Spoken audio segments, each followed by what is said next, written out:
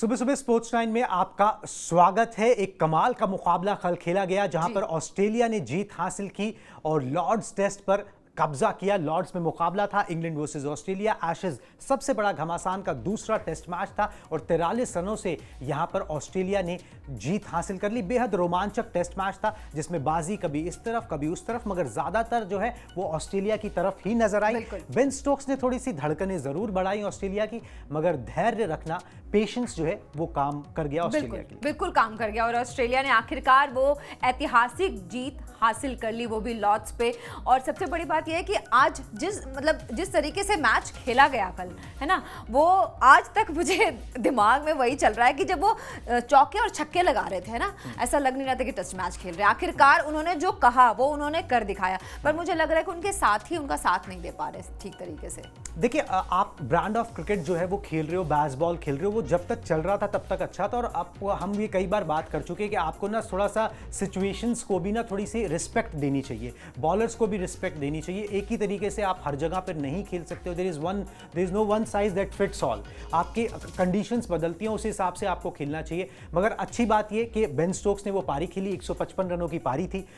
तो उस पारी ने एक चीज़ तो दिखा दी कि बेसबॉल क्रिकेट में दम है, वो कहीं जा नहीं रहा है और इंग्लैंड उसका पीछा नहीं छोड़ रहा है आसानी से।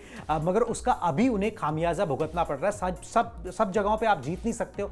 अब मुसीबत की बात यह है कि अपने घर पर इंग्लैंड हारती हुई थोड़ी बुरी नजर आ रही है। बिल्कुल सही बात, ठीक है। ऑस्ट्रेलिया ने मगर अपना धैर्य नहीं खोया, उन्होंने कमाल का प्रदर्शन किया। आपको स्कोर कार्ड दिखाते हैं सबसे पहले, ताकि आपको समझ में आए कि चौथी पारी में 371 रनों का लक्ष्य जो है वो इंग्लैंड को दिया गया था। पांचवें दिन उनको 257 रन बनाने थे, मगर ऑस्ट्रेलिया को जीत के लिए 6 विकेट चाहिए थे। मगर आखिरकार वो 6 विकेट ऑस्ट्रेलिया हासिल कर गया और 371 रनों का जो टारगेट था वो इंग्लैंड की टीम हासिल नहीं कर पाई। कुछ 327 रनों पर जो है उनकी टीम ऑल आउट हो गई। तो आखिरी दिन 257 रन नहीं बने, मगर वो आसान नहीं रहा वो पांचवा दिन। उसके अंदर जो है आखिरी तक लगभग मैच गया, दूसरे सेशन चलता रहा। बिल्कुल दूसरे सेशन तक मैच किया। और WTC की तरह नहीं था जहां पर इंडिया ने पहले ही सेशन में घुटने टेक दिए, यहां पर फाइट बैक इंग्लैंड ने जरूर किया। तो स्कोर कार्ड आपको दिखाते हैं ताकि तस्वीर साफ हो जाए कि किस तरीके से मैच बढ़ा है। बिल्कुल सही बात है। जैक क्राउले की बात करें, 3 रन उन्होंने बनाए 6 गेंदों में, उन्होंने 50 का स्ट्राइक रेट मेंटेन किया। बेन डकेट की बात करें, 83 रन उन्होंने बनाए 112 गेंदों में, 9 उन्होंने चौके लगाए, छक्का कोई भी नहीं, और 74.10 का इनका स्ट्राइक रेट रहा। ओली पॉप की बात करें तो महज 3 रन इन्होंने बनाए। जो रूट ने 18 रनों का योगदान दिया, हैरी ब्रुक ने सिर्फ 4 रन बनाए महज। और अगर हम बात करें बेन स्टोक्स की तो 155 रनों की पारी इन्होंने खेली, और वो इतनी आक्रामक, इतनी बेहतरीन पारी है कि वो उसके लिए हमेशा जाने जाते रहेंगे। 9 चौके 9 छक्के इन्होंने लगाए और बेहतरीन पारी खेली, और जो उन्होंने कहा था वो उन्होंने करके दिखा दिया। अगर हम जॉनी बेयरस्टो की बात करें तो 10 रन इन्होंने बनाए 22 गेंदों में, जिसमें से 2 चौके हैं, और बहुत ही बुरी तरीके से, एक बहुत ही यूनिक तरीके से रन आउट हो गए, जिसको हमेशा याद रखा जाएगा। अगर स्टुअर्ट ब्रॉड की बात करें, इन्होंने 11 रन बनाए 36 गेंदों में, और इनका स्ट्राइक रेट रहा 30.55 का। अगर ओली रॉबिन्सन की बात करें तो महज 1 रन बना के आउट हो गए। जॉन टंग की बात करें तो 19 रनों का योगदान इन्होंने दिया, और एंडरसन ने 3 रन बनाए और नाबाद रहे, यानी कि कुल मिला के 327 रन पे पारी सिमट गई। इंग्लैंड हार गया और 81.3 का स्ट्राइक रेट जो है वो मेंटेन रहा। तो इस तरीके से ये स्कोर कार्ड रहा कुणाल, और ये स्कोर कार्ड सिर्फ ये कहता है कि जो हैरी ब्रुक जिस तरीके से आउट हुए, उनको एक अच्छी पारी खेलनी चाहिए थी। मतलब अच्छे बैट्समैन थे पर पारी निकल के नहीं आए। अगर बेन स्टोक्स को छोड़ दिया जाए और डकेट को छोड़ दिया जाए तो रन तो कहीं से भी नहीं बने हैं। बिल्कुल रन नहीं बने। चौथी पारी में रन बनाना आसान भी नहीं होता है, मगर जिस तरीके से लोग आउट हुए हैं ये थोड़ा सा दुख देता है। और इसकी बात जो है मैच के बाद भी सारे एक्सपर्ट्स ने करी है। दुनिया भर के जितने भी ऑस्ट्रेलिया के एक्सपर्ट्स हैं, इंग्लैंड के एक्सपर्ट्स हैं, जो टेस्ट क्रिकेट के प्रेमी हैं, वो भी यही बात कर रहे हैं कि भाई आप एक ही मिस्टेक को बार बार रिपीट नहीं कर सकते। इंग्लैंड को अगर हार का मुंह देखना पड़ा है तो वही मिस्टेक वो बार बार कर रहे हैं कि वो जिन गेंदों को टेस्ट क्रिकेट में छोड़ दिया जाता है उन गेंदों पर वो शॉट खेलने की कोशिश कर रहे हैं। उसी को बेसबॉल कहते हैं कि थोड़ा सा एग्रेसिव खेलो, 5 रन 4.5 रन के आप अपना रन रेट बना के रखो, उस चक्कर में वो आउट हो जाते हैं। वो नेचुरली एग्रेसिव गेम जो है वो आप ओडीआई के अंदर, T20 के अंदर वो सब चीजें चलती हैं। टेस्ट क्रिकेट में आपको हालातों को जो है वो सम्मान देना पड़ता है, प्लस सेशंस काटने पड़ते हैं, समय बिताना बिताना भी एक कला होती है। समय बिताना बहुत बड़ी कला है, बिल्कुल कला actually। होती है, और वो टेस्ट क्रिकेट में काम आती है, वो नहीं कर पा रहे। जिस तरीके से, जिस फैशन में फर्स्ट इनिंग्स में इंग्लैंड के बल्लेबाज आउट हुए थे, उसी फैशन में जो है वो सेकंड इनिंग में आउट हुए। एजबेस्टन टेस्ट में भी यही देखने को मिला था, यहां पर भी यही देखने को मिला। यहां पर ऑस्ट्रेलिया ने एक स्ट्रैटेजी अपना ली जो उन्होंने पहले टेस्ट मैच के बाद अपनाई है कि भाई छोटी गेंदें डालो, जब जब आपको पिच से कोई मदद नहीं मिल रही तो बाउंस करो, इनको बाउंस करेंगे, ये मारने के चक्कर जाएंगे, बॉल खड़ी हो जाएगी, आउट हो जाएंगे, और ऐसा ही वो करते रहे। नहीं तो ये 371 रन जो लॉर्ड्स पर कभी भी चेज नहीं हुए, अगर ये बेसबॉल नहीं खेली जा रही होती, अगर सूझबूझ के साथ खेला जा रहा होता, तो ये रन चेज हो जाते, इतिहास बना देती, ऐतिहासिक जीत होती इंग्लैंड की। लेकिन एक और बात है यहाँ पे, एक और मुझे लग रहा है ट्विस्ट आ सकता था। अगर आज जिस तरीके की क्रिकेट उन्होंने कल खेली है, ठीक है, जो मैंने कहा ना, ये याद रहने वाली क्रिकेट है। कुछ चीजें हैं ना, जैसे कि मैं WTC की हार नहीं भूल पाई हूँ, वैसे ही वो कल जो जिस तरीके से खेला उन्होंने, लेकिन 157 या 155 रन जो भी उन्होंने बनाए हैं, और जिस तरीके से आक्रामक तरीके से बनाए, अगर वो ट्रेडिशनल तरीके से बनाते ना, उतने रन तो उस पारी में नहीं बनने वाले थे। बिल्कुल नहीं बनने वाले थे, ये बात आपकी बिल्कुल सही है, ये पॉइंट बिल्कुल सही है कि जो 371 रनों का टारगेट था और आखिरी दिन 257 रन बनाने थे, अगर इंग्लैंड उस अप्रोच के साथ जाता कि हमको 80-90 ओवर बल्लेबाजी कर लेनी है, ड्रॉ करा लेना है टेस्ट मैच, तो वो आउट ही होने थे। बिल्कुल उनको जाना ही था उस स्कोर के पीछे। मगर उसमें भी थोड़ी देखिए क्या होता है ना कि आप कई बार एग्रेशन के अंदर भी ना थोड़ा दिमाग लगाते हो, हर चीज में ये नहीं कि मारो मारो मारो। बेन डेकेट जिस तरीके से आउट हुए फर्स्ट इनिंग में, दूसरी में भी वो शतक बना सकते थे, लंबी पारी खेल सकते थे। जॉनी बेयरस्टो ने जो बेवकूफी करी, जीवन दान मिला था, जीवन दान बेन स्टोक्स को 2 मिले, 2 बार उनका कैच छूटा। यहां पर जॉनी बेयरस्टो ने जो बेवकूफी करी कि भाई वो गेंद अभी डेड नहीं हुई है, तुमने क्रीज छोड़ दी है। वो बेवकूफी से ज्यादा मुझे ना उनका ऐसा लग रहा है, मतलब अब जो भी है, ये इतना एब्सेंट माइंडेड लगे, इतना अलर्टनेस तो होनी चाहिए ना। आप टेस्ट क्रिकेट हाईएस्ट लेवल पे खेल रहे हो, अगर आपको इतनी अलर्टनेस नहीं है,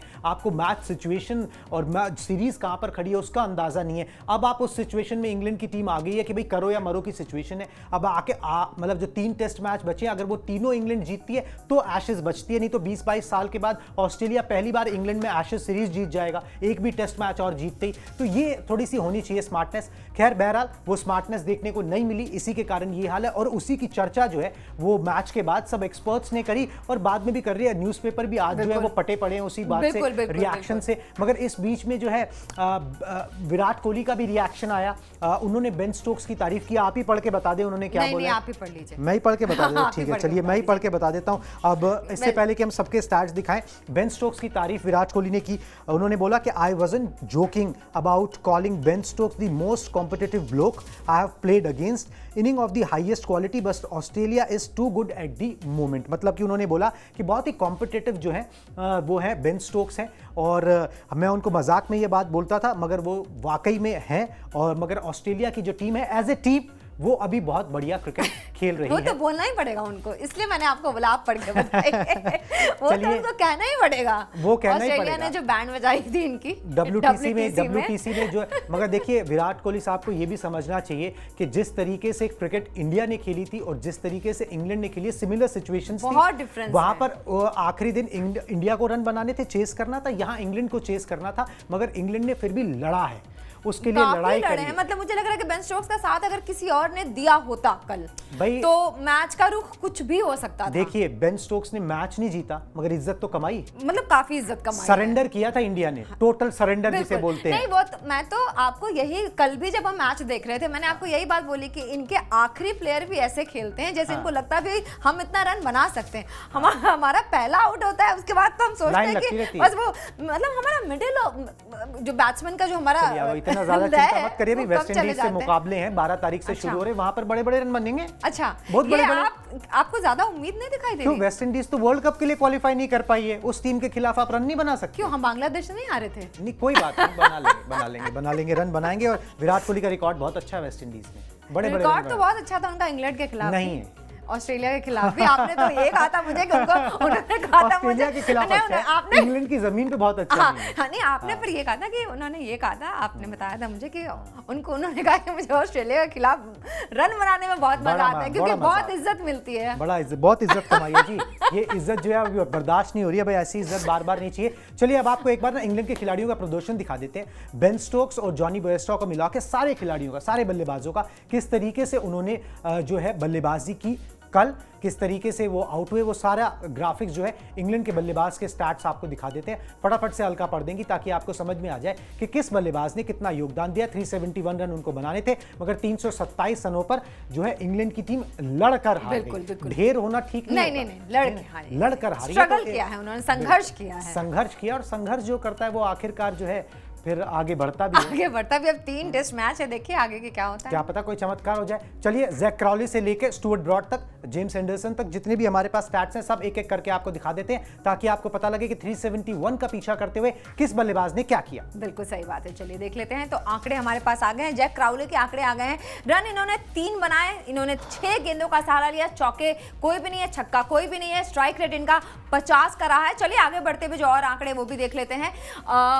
अब हमारे पास आंकड़े आ गए हैं डकेट के, जिन्होंने 83 रनों का योगदान दिया, 112 गेंदें इन्होंने ली, जिसमें से 9 चौके लगाए, छक्का कोई भी नहीं, और स्ट्राइक रेट इनका रहा 74.10 का। इन्होंने पहली पारी में भी अच्छे रन बनाए थे, दूसरी पारी में भी कल इन्होंने अच्छे रन बनाए। स्टुअर्ट ब्रॉड की बात करें तो रन इन्होंने 11 बनाए, गेंद इन्होंने 36 ली, 2 चौके हैं जिसमें से छक्का कोई भी शामिल नहीं है। स्ट्राइक रेट इनका 30.55 का रहा है, और इनसे भी एक अच्छी पारी की उम्मीद तो की जा रही थी, लेकिन चलिए कोई बात नहीं, नहीं खेल पाए, कल नहीं चल पाए, इनका बल्ला नहीं चला। आगे बढ़ते हुए हैरी ब्रुक की बात करें, रन इन्होंने 4 बनाए, गेंद इन्होंने 3 लिए हैं, चौका 1 है, छक्का कोई भी नहीं है। स्ट्राइक रेट इनका 51.42 का रहा है। इन्होंने आईपीएल से जो खराब प्रदर्शन करना शुरू किया है वो अब तक रुका नहीं है। इनसे तो कम से कम टीम उम्मीद कर ही रही थी कि एक 50 रन की पारी खेले, लेकिन सिर्फ 4 रन बना के आउट हो गई है। चलिए आगे बढ़ते हुए जो और आंकड़े हैं वो भी देख लेते हैं। अब आंकड़े हैं जो रूट के, 18 रन महज इन्होंने बनाए, गेंद इन्होंने 35 ली, 2 चौके, छक्का कोई भी नहीं, स्ट्राइक रेट 51.42 का रहा है। बिल्कुल ऐसा लग ही नहीं रहा है कि ये मैं टेस्ट मैच के आंकड़े पढ़ रही हूँ, ऐसा लग रहा है कि कोई ओडीआई में बहुत तेज खेलते खेलते आउट हो गया, लेकिन सच्चाई तो यही है कि ये एक जो नई तकनीक निकाली गई है उसके नतीजे दिखाई दे रहे हैं। चलिए आगे बढ़ते हुए जो आंकड़े हैं उनको भी एक बार पढ़ लेते हैं। ओली पोप की बात करें तो इन्होंने महज 3 रन बनाए, 10 गेंदों का इन्होंने सहारा लिया, चौका कोई भी नहीं मारा, छक्का कोई भी नहीं मारा। स्ट्राइक रेट इन्होंने 30 का रखा, यानी कि 30 के स्ट्राइक रेट से, खैर 3 रन बनाए, उसमें स्ट्राइक रेट कहाँ मायने रखता है। चलिए आगे बढ़ते हुए जो और आंकड़े हैं वो भी देख लेते हैं। अब बेन स्टोक्स की बात करें तो इनके आंकड़े पढ़ने में थोड़ा मजा आने वाला है। रन इन्होंने 155 बनाए हैं, 214 गेंदों का इन्होंने सहारा लिया है, 9 चौके हैं, 9 छक्के हैं, स्ट्राइक रेट 72.42 का रहा है। तो बेन स्टोक्स ने वो कर दिखाया जिसके लिए वो जाने जाते रहे, जिसके लिए उनको बहुत क्रिटिसिज्म सहना पड़ा है शुरू से, और कल भी उन्होंने देखिए 155 रन की बेहतरीन पारी खेली, दिल जीत लिया जैसा कुणाल ने बताया, हालांकि मैच नहीं जिता पाए। चलिए अब ये कुल मिला के आंकड़े रहे हैं। अब जॉनी बेस्टो की बात करें, जिन्होंने 10 रन बना के अपने विकेट को गंवा दिया, 22 गेंदें इन्होंने ली, चौका 2 मारा, छक्का कोई भी नहीं, और 45.45 का इन्होंने स्ट्राइक रेट रखा। जिसमें से जो रन आउट हुए ये बहुत ही यूनिक तरीके है, या तो एब्सेंट ऑफ इनका प्रेजेंस ऑफ माइंड तो बिल्कुल नहीं कह सकते, एब्सेंट माइंडेड लगे, बिल्कुल क्रीज से बाहर हो गए और रन आउट करार दे दिए गए बहुत ही बुरी तरीके से। चलिए अब एक और मेरे ख्याल से 1-2 आंकड़े रह गए। चलिए आंकड़े सारे खत्म हो गए हैं, तो ये लेखा जोखा रहा जिस तरीके से इंग्लैंड ने पारी खेली दूसरी वाली, है ना। तो मतलब रन पढ़ के तो मजे नहीं आए। अब 2 टेस्ट मैच इंग्लैंड हार चुका है एशेज में। एजबेस्टन टेस्ट मैच 2 विकेट से हारे थे, यहाँ पर 43 रनों से हारे हैं। अब सिचुएशन ऐसी है कि अगर उनको एशेज बचानी है, रिटेन करना है, अपने घर में हार से बचना है, जो काफ़ी टाइम से लगभग 2 दशक से वो हारे नहीं है, तो उनको बाकी के 3 टेस्ट मैच जीतने होंगे। 3 दिन के बाद 2-3 दिन के बाद जो है वो फिर से टेस्ट मैच शुरू होगा, तीसरा टेस्ट मैच शुरू होगा। 15 साल के बाद जो है 2 back to back test match England अपनी जमीन पर हारा है, और 10 साल से कोई भी एशेज में जो है मुकाबला उन्होंने लॉर्ड्स पर जीता नहीं है। ये उनकी कहानी है, और तो ये आयरनी है, ये आयरनी है। और जो बेसबॉल खेली जा रही थी उस बेसबॉल के नतीजे इस एशेज से पहले तक मिल रहे थे, मगर इस एशेज में उस बेसबॉल की पोल खुल गई है। पोल तो खुल गई है, पर मैं अभी भी थोड़ी सी ना कंफ्यूज हूँ। मतलब अगर उन्होंने ऐसे खेला नहीं होता, अगर ट्रेडिशनल क्रिकेट खेला होता तो शायद रन ज़्यादा बन सकते थे और बेहतर स्थिति में हो सकते थे, लेकिन कल जिस तरीके से खेला है उन्होंने, अगर कल वो बेसबॉल की तरह नहीं खेला होता उन्होंने तो इतने रन भी नहीं बनते। तो इसका पॉजिटिव और नेगेटिव दोनों ही, देखिए दोनों तरीके थे। आप आप चौथी इनिंग में ये बात बोल सकते हो कि भाई जब 371 का आपको टारगेट मिला है, आपके 4 विकेट गिर गए हैं, आप 5वें दिन अगर 257 रन बनाने अगर आप काटने जाओगे 80-90 ओवर को तो वो नहीं कटेंगे। 6 विकेट आपके हाथ में नहीं कटेंगे। वो रणनीति वर्क नहीं करती। आपको मार के ही खेलना था और आपको मारने से ज्यादा ये हमें ये कहना चाहिए कि आपको जीतने के लिए खेलना था कि भाई ये टारगेट को हम अचीव करेंगे। मगर उस टारगेट को आपको बहुत जल्दी अचीव करना है, ये कहां लिखा हुआ है? अगर वो टारगेट आप तीसरे सेशन में अचीव करते, आराम से खेल के अचीव करते, जिन गेंदों को छोड़ना उनको छोड़ते और वो मार-धार की क्रिकेट आखिरी 20-25 ओवर्स के लिए रखते तो एक बेटर सिचुएशन में होते। मुझे लगता है इंग्लैंड इतिहास बनाती। लॉर्ड्स पर 371 रन कभी भी चेज नहीं हुए हैं। इंग्लैंड की ये दूसरी सबसे बड़ी जीत होती। लॉर्ड्स पर सबसे बड़ी इंग्लैंड की जीत होती और ऑस्ट्रेलिया को पहली बार वो इस तरीके से हराते कि ऑस्ट्रेलिया के खिलाफ जो है वो 371 रन चेज कर देते। बहुत सारे जो एक आंकड़े जो है इस इंग्लिश टीम को ख्याति इसकी बढ़ाते। बिल्कुल। और वो बैस बॉल की भी तारीफ होती, मगर वो बैस बॉल के अंदर ना थोड़ी सी वेरिएशंस करने की जरूरत है मुझे लगता है। और मुझे लगता है कि बाकी जो बैट्समैन है उनको भी ट्रेनिंग लेने की जरूरत है। उन्होंने ये सोच लिया कि मतलब मैं इतना आक्रामक खेलूं कि 4 run, 3 run, 5 run, 10 run, 18 run, मतलब देखिए लकीर का फकीर बनने की जरूरत नहीं है। मोटी मोटी बात ये होती है कि आपने बैस बॉल की एक लकीर बना दी, आप उसी को पीटते जाओ। ठीक है, आप उसके अंदर वेरिएशन करो depending upon the situation, depending upon the विरोधी और जिस तरीके की मैच की कंडीशंस है। तो आप एक कला होती है जिसे कहते हैं कि मैच सिचुएशन को भांपना। कुछ खिलाड़ी उसको एब्जॉर्ब कर लेते हैं मैच सिचुएशंस को और फिर उसके अकॉर्डिंगली उनका खेल आता है। ये अगर बैसबॉल के अंदर ये आयाम जुड़ जाएगा तो नतीजे ये बैसबॉल मुझे लगता है ना कि ये ना आयाम जोड़ने की जरूरत नहीं है। बैट्समैन के पास ना इतना दिमाग होता है, वो इतने स्मार्ट एनफ होते हैं, ठीक है, कि उनको ये पता होना चाहिए कि सिचुएशन अभी बैसबॉल खेलने की है या फिर ठुक ठुक करने की है। चलिए अब ये सिचुएशन जो भी है, मगर जो सिचुएशन थी ठीक है वो हमने आपके सामने क्लियर कर दी कि भाई ये सिचुएशन हुई है। जिस तरीके से कल मैच चला, जिन्होंने नहीं देखा उनके लिए अब तस्वीर एकदम साफ हो गई है कि लॉर्ड्स का मुकाबला किस तरीके से गया। तीसरे टेस्ट मैच की भी रिपोर्ट आपको इसी तरीके से पेश करेंगे और वो निर्णायक हो सकता है। अगर वहां पर ऑस्ट्रेलिया जीती तो एशेज सीरीज उनके नाम हो जाएगी। तब तक के लिए मुझे और अलका को दीजिए इजाजत। Tata bye bye.